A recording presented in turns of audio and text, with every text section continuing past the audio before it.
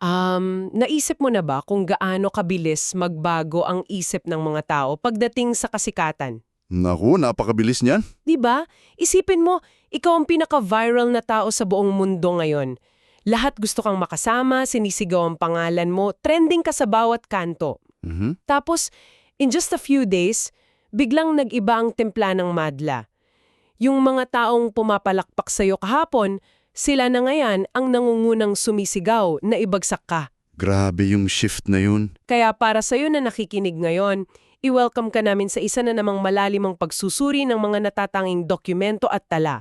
At ang focus natin ngayon ay isang napakakilalang kaganapan sa kasaysayan, yung matagumpay na pagpasok ni Jesus sa Jerusalem o yung triumphal entry. Oh, pamilyarang marami dyan. Ang misyon natin sa pag-uusap na ito ay tuklasin kung paano nagbago ang ihip ng hangin mula sa pagiging sikat at sinasamba ng wadla patungo sa pag-anunsyo ng kanyang sariling kamatayan. Mhm. Okay, himayin natin ito. Ang sitwasyon ay ganito, pumasok siya sa siyudad na parang isang rockstar. O parang haring nanalo sa giyera, di ba? Exactly, nagbubunyi ang mga tao, naglalatag ng mga dahon ng palmera, pero ang hindi alam ng madla, ang grand entrance na ito ay hindi para mag-celebrate. Papasok na pala siya sa tinatawag na suffering era o panahon ng kanyang matinding pagdurusa. Ang nakakabigani rito ay kapag sinuri natin ng maigi yung mga documents, hindi lang ito simpleng kwento ng isang taong sikat na biglang na-cancel eh. O nga, Hindi siya PR disaster. Isa itong napakakalkulado at planadong pagpapakita ng layunin. wow, planado. Oo, meron itong malalim na koneksyon sa mga sinaunang propesya at binabasag nito ang mismong konsepto ng kapangyarihan. At yan mismo yung unang gusto kong pag-usapan natin, yung panganib ng pagiging sikat. Mhm. Kasi sa mga binabasa nating sources, may mga quotes mula sa historical figures. Halimbawa, sabi ni Abraham Lincoln, "Avoid popularity if you would have peace." Iwasan ang kasikatan para sa kapayapaan. Tapos may isa pa mula kay William Penn. Sabi niya, ang asikatan daw ay maraming patibong at walang tunay na pakinabang. Makes sense. 'Di ba? Kapag ikinonekta natin yan kay Jesus sa huling linggo niya sa Jerusalem, sobrang sakto. Perpektong paglalarawan yan eh. Kasi ilagay natin ang sarili natin sa sapatos ng mga tao sa Jerusalem noon. Sige. Pumasok siya hindi lang bilang ordinaryong guro. Pumasok siya right after niyang buhayin si Lazaro mula sa mga patay. Yung biggest miracle niya? Exactly. Buhay na patay, di ba? Kaya siya ang naging pinakamalaking balita. Pinalilibutan siya ng libo-libong tao. Sa isip nila, ito na yung haring hinihintay nila. Pero ang catch dito, alam ni Jesus na ang popularity na ito mabilis mag-sour o maging mapanganib. Kasi fickle ang human nature. Tumpak. Alam niya na yung mga pumapalakpak ngayon, sila rin yung tatalikod sa kanya kapag hindi niya ibinigay yung gusto nila. Grabe. Para talaga siyang ancient version ng viral fame at cancel culture eh. Oo. Trending ka ngayon pero bukas, pwede kang ibagsak ng parehong mga tao. Kaya dito ko napapaisip, Ano yun? teka sandali, kung alam na pala ni Jesus ang panganib ng kasikatan at yung pagiging pabago-bago ng isip ng madla, bakit pa siya pumasok ng may ganung karangyaan imbes na pumasok ng patago? Magandang punto yan. Madaling isipin na dapat umiwas na lang siya sa atensyon. Oo, sana mas safe. Ito ay isang sadyang deklarasyon. Isang pagtupad dito sa isang propesiya na 500 taon na ang tanda. 500 years? Oo, sadyang ipinakilala niya ang sarili niya bilang hari ng mga Judiyo o yung Mesaya sa pamamagitan ng pagsakay sa isang batang asno. Direktang pagtupad yan sa propesiya ng Zacarias chapter 9 at naintindihan ito ng madla. Nakuha nila yung reference. Nakuha. Kaya nga sumigaw sila ng, "Blessed is he who comes in the name of the Lord, even the King of Israel." Kasi alam nilang siya yung propetang si Jesus mula sa Nazareth. Tumpak. At dahil dyan, naalarma ng husto yung mga Pariseo. Sila yung religious leaders noon, di ba? Oo, sabi pa nga nila, "The world has gone after him." Natakot silang mawalan ng kontrol. Dito na magiging sobrang kawili-kwili ang lahat. Kasi isipin mo yung paggamit niya ng batang asno para itong isang higanting billboard announcement eh. Oo, napaka-public. Pero may pushback ako dyan. Teka, kung idinideklara niya na siya ang hari na magliligtas sa kanila, hindi ba mas logical kung sumakay siya sa isang malakas na kabayong pandigma kesa sa isang asno? Valid na tanong yan. Diba? Lalo na't gusto nilang matalo ang imperyo ng Roma? Diyan pumapasok yung disconnect. Iba kasi yung inaasahang uri ng kaharian ng madla sa totoong misyon ni Jesus. Paano mo nasabi? Sa kultura nila noon, kapag ang hari ay nakasakay sa kabayong pandigma, ibig sabihin makikipagdigma siya o mananakop. Ah, okay. Pero kapag nakasakay sa asno, ang mensahe nito ay kapayapaan. Ipinapakita niya na, ako ay hari, oo, pero hindi ako narito para sa isang madugong revolusyon. Wow, so magkaiba pala talaga sila ng iniisip. Gusto ng madla ng military leader, pero iba yung binibigay niya.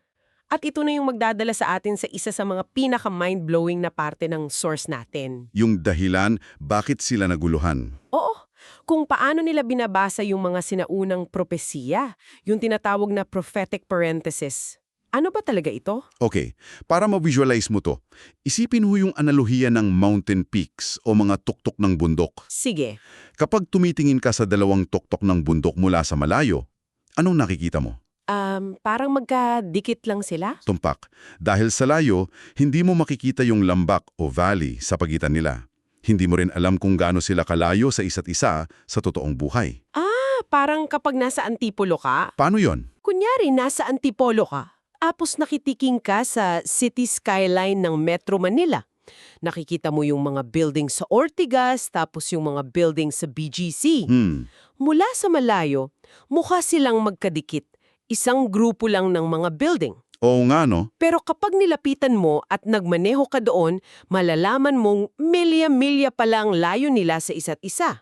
May mga kalsada at buong lambak sa gitna na hindi mo nakita. Perfect na analuhya yan. Ganyan na ganyan magsulat ang mga propeta sa lumang tipan. Talaga? Oo, karaniwan sa kanila na pagsamahin ang dalawang magkaibang kaganapan sa isang pangungusap. May example ba tayo mula sa text? Oo, yung sa Isaiah 9, yung tungkol sa anak na ibibigay. Okay, yung first peak. Oo, tapos sa sunod na linya, yung gobyerno daw ay maaatak sa kanyang balikat. Iyon naman yung second peak. Pero sa totoong timeline, may malaking gap. Eksakto. May isa pa sa Isaiah 61, pinagsama ang araw ng pabor at araw ng paghihigante. So yung madla, inaasahan nilang maghahari na siya agad-agad. Gusto nila yung ikalawang bundok. Tumpak. Pero naintindihan ni Jesus na may lambak pala sa pagitan. At yung lambak na yon ay yung kamatayan niya. Oo, yung pagdurusa niya. Hindi yun nakita ng mga tao. Kaya paano nakaapekto ang blind spot na ito sa lambak, sa tiwala ng madla kay Jesus nang magsimula na siyang magsalita tungkol sa kanyang kamatayan? Naging dahilan yun ng matinding kalituhan. Sa Book of John, Kabanatang 12, sinabi ni Jesus na siya ay kailangang ma-lifted up from the earth. Na ang ibig sabihin ay yung pagpapako sa krus, tama ba? Oo, para ilapit ang lahat ng tao sa kanya. At ginamit niyo yung salitang kaluwalhatian o glorification. Wait, kaluwalhatian? Oo, para sa kanya, ang kaluwalhatian ay mangangahulugan ng kamatayan, paglilibing, at muling pagkabuhay. Binaliktad niya yung konsepto natin ng tagumpay. Literal na binaliktad. Kasi kasama rito yung pagkatalo ni Satanas, mawawalan daw ng kapangyarihan ang pinuno ng mundong ito at mahahatulan ng mundong hindi naniniwala. Grabe, nakaka-goosebumps. Kaya ano ang ibig sabihin ng lahat ng ito? Lalo na yung nabanggit sa source na judicial darkness. Iyan yung nakakagimbal na part.